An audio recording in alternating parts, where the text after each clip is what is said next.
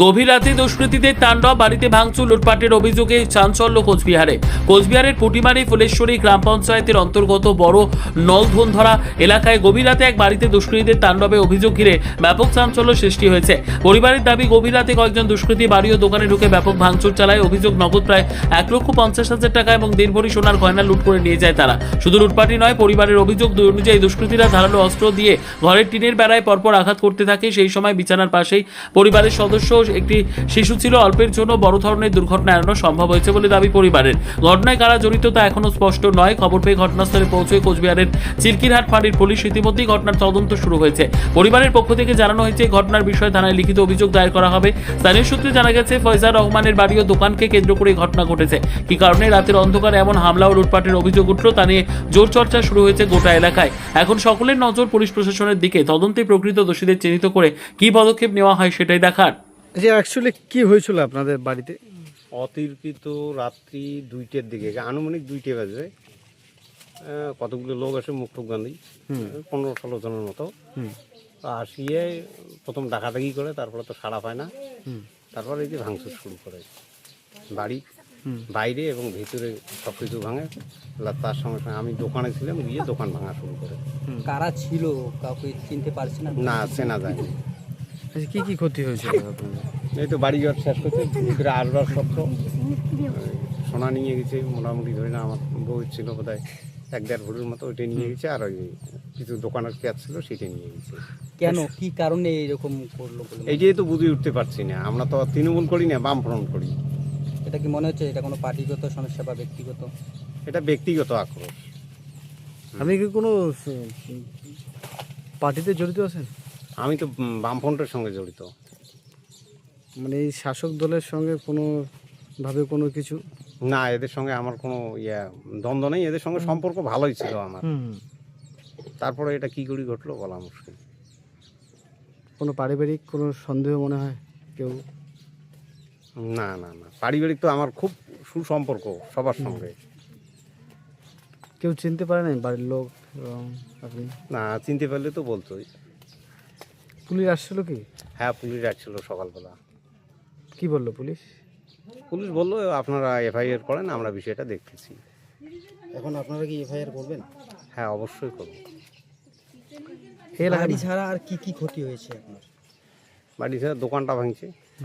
দোকানে কোনো কিছু হয়েছে?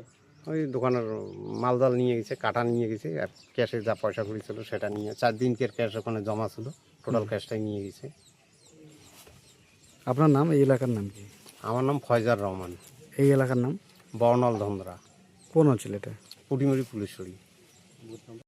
3টে বাজে ঘুমের অবস্থা থাকি, কেন দোকানে আসি দেখি বাড়ি এটা ভাঙা শেষ, দোকানে ভাঙা শেষ।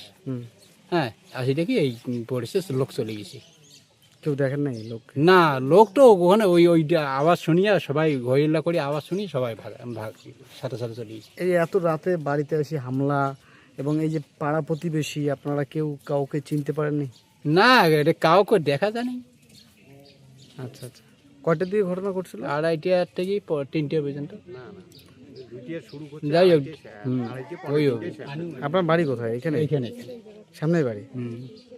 সকালে পুলিশ আসছিল কি? হ্যাঁ, সকালে পুলিশ যাচ্ছিল। তাতে কি বললো পুলিশের? কি পুলিশ করে ডায়েরি দেন, একটু ডায়েরি দিয়ে রাখেন। আপনার নাম? জাকির হোসেন। আমধুম মারতেছে, বম ফাটাইতেছে। তখন আমি আমার ছেলেকে আসি টানে তুলে এমনি আসলে একদম কাট কেটে শেষ করে দিচ্ছে। ছেলেকে যেমন টানে লাগছি, এইদিকে এমন ছেলে এখানে পড়ছে, শোনাও এত দূর দিচ্ছে, তাতে সামনে আছে অমনি ছেলেকে টান নিছি, এইখানে আমি দাঁড়িয়ে টানে ধরছি, আমাকে এমন করে ছোড়া মারছে। আল্লাহ দিলে একটু বাঁচাইছে, এইরকম ছোড়া আসছে। এই 2-3 বার এরকম করে ছোড়া সামনে আসি লাগে নাই। তারপরে আমরা ছেলেকে নিয়ে আমরা দরজা খুলে যেমনি ওই দিকে করেছি, তখন ওরা 3 জন আসিয়ে ঘরে ঢুকলো। ঢুকিয়ে গডরেজ এমন করতে করতে টানতে দেখতে পাচ্ছেন কীরকম করছে। করার পরে গডরেজে আমার 1.5 লাখ টাকা ছিল, সোনা সফরে ছিল। তারপরে আসি দেখি এগুলো খোলা এবং নাই। ওরা সবাই আসে কিন্তু ঘরে ঢোকে না, মিথ্যা কথা বলবো না। 3 জন কিন্তু ঢুকছে আসি। এখন যে 3 জন ঢুকছে, 3 জনকে আমি আর কি চিনতে পাই না, আনুমানিক হয় সে নাও হতে পারে, কিন্তু দেখি শিওর হয়ে পরে। মানে এই যে এই বিছানার মধ্যে শুয়েছিলেন? আমার ছেলে এখানে ছিল, আমি ওই ঘরে ছিলাম। হুম।